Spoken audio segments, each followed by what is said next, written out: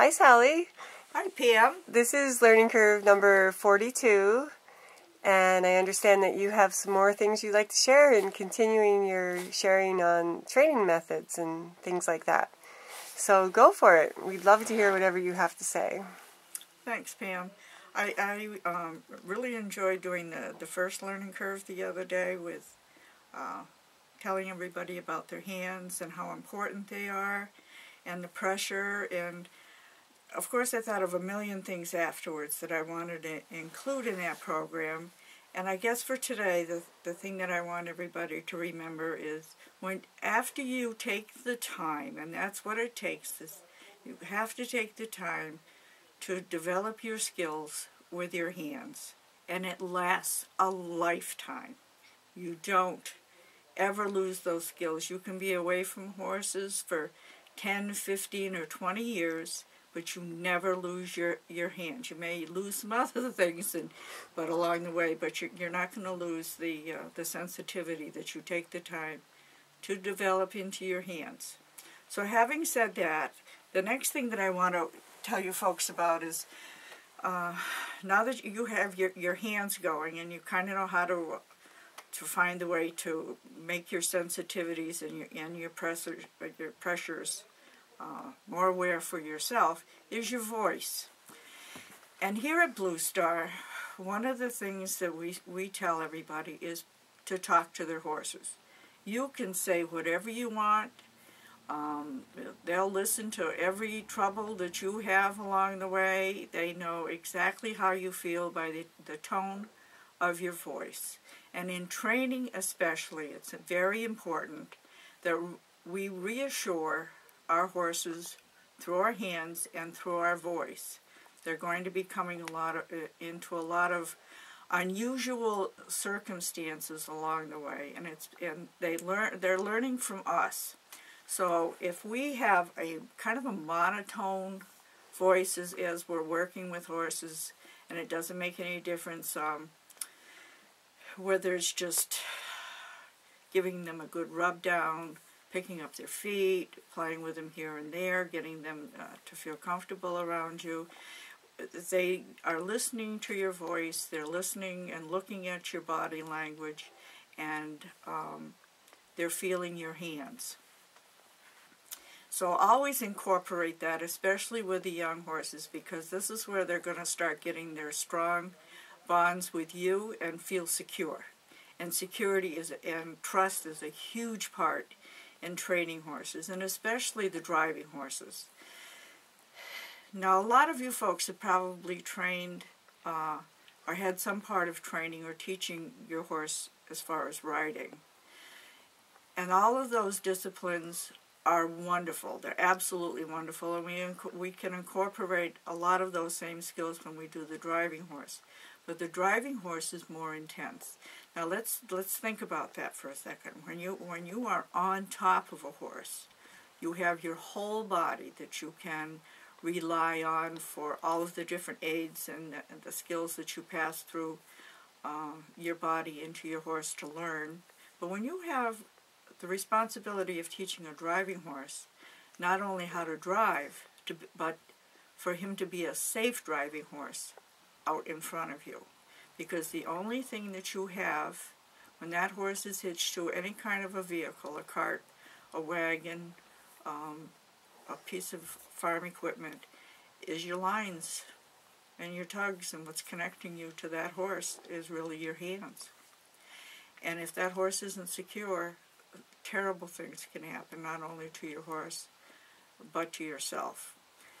So when you are trying to prepare these horses that you're bringing along, the best thing that you can do is to use every single circumstance that you can possibly think of that will help your horse be bomb-proof. And we do some unusual things with our driving horses so that they will be bomb-proof. And some of those things people don't quite understand the importance of doing them. But if you do them before you even begin to think about hitching them, They have the trust, they have that knowledge already, they're comfortable in their own skin, they're comfortable with you. And so when you're ready to put them into a driving situation or on a road or even a back road or going into a ring or anything like that, these horses have to be prepared for what could possibly happen. And we don't want anybody to get hurt, so we try to think of the most unusual things. And when I start my young horses, believe it or not, I like to use balloons. And how do I use those balloons? In some cases, I will blow up balloons, and I'll let horses sleep with those balloons. They're all around his feet. They're not going to get hurt. You can toss them around. If he pops them, they're not going to get hurt. I make sure that they're not going to be ingested in any way. And I've got the little guy out there, Fancy Dan, he would eat them in a heartbeat. So I'm not going to do that with him. I'll come up with something different. And we will hang things off of the trees for them to walk under, feel on their sides. We hang even milk jugs off of the harness sometimes. I like to use the swimming pool tubes, those round tubes. We use a lot of those here because they're very easy on the horses. They can bounce them around.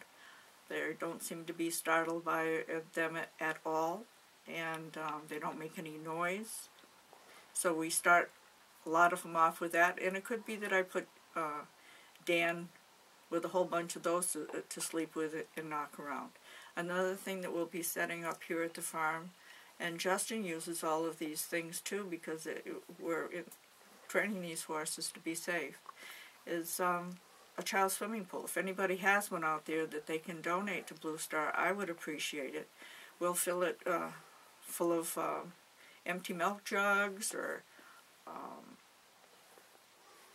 soda bottles that they can kick around in there, make some noise with, and they won't get hurt. And when we do it here, that's under a safe, controlled environment. We will, when I do Fancy Dan, Gracie's already had this training, so is Peggy, where I'll use an umbrella. Start with an umbrella and desensitize them with just the feel of that, opening it, closing it all around them, and eventually you can put that umbrella right over their head. If it's a rainstorm, they're not going to get wet. And I will put helium balloons. Sometimes you'll go by the farm and you'll see helium balloons that are tied to the fences that are along here. And some of the horses that come here have never seen a balloon in their life. And it is very upsetting to them in some ways. I mean, they look at it. Their vision is different than ours, and so they're looking at it. They're watching it bounce all over the place. But within a few hours, they realize that that's an object that is not going to hurt them. It just isn't going to hurt them. So I'll take those helium balloons, and I will, by the time that I'm finished with a horse, you can put those balloons underneath their bodies, over their heads, on the sides. You can do anything with those balloons, and those horses could care less what they're there. So those are the kind of things that we start with here at Blue Star because of the importance of it. If we can teach them here on the farm before they ever find themselves a job, then we can feel very confident that we are producing a great driving horse.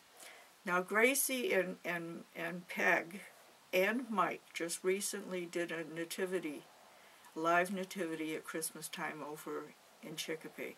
Now any of these horses, Peg was there last year. She was about 1.5 years old when she was there. It was an awesome experience for her.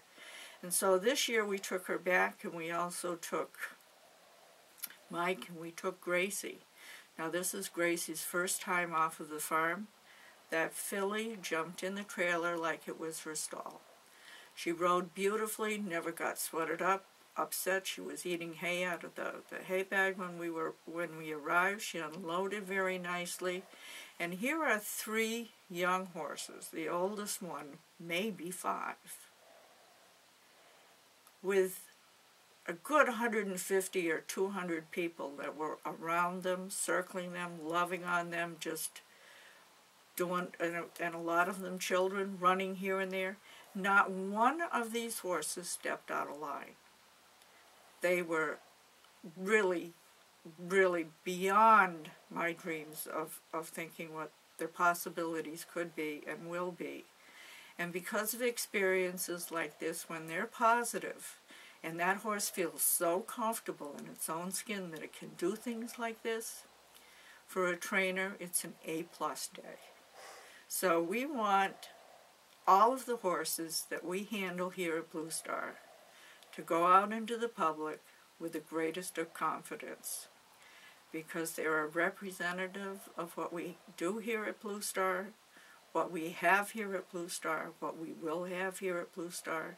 And so when you're lucky enough to be able to have a Blue Star horse, you're going to know exactly what this horse's capabilities are and where you can go with this horse.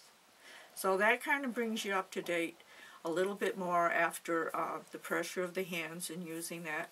And we'll do some more of these kinds of things, and you can see where we're coming from. But I'd like to get Justin involved in some of this too. I know he's doing some great blogs online. I love to read them myself, and some other people will do these things for you. And stay tuned. There's more to happen. Thank you so much, Sally. Thank you, Pam. Okay, bye.